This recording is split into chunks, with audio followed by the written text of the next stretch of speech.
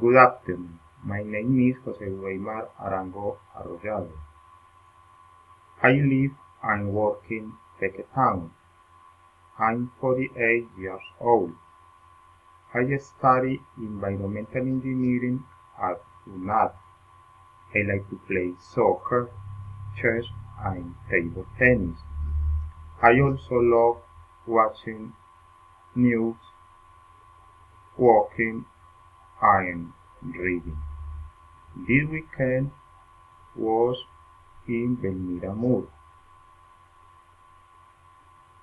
It's in Antioquia North.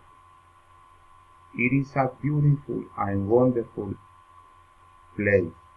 There is a cabin where you can sleep. The plant most typical is called frailejón.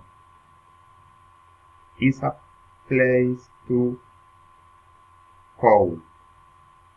If you want to visit this ecosystem, you should bring gloves, jacket, hat, sleeping, sunscreen, food, coffee, and camera. Thank you very much.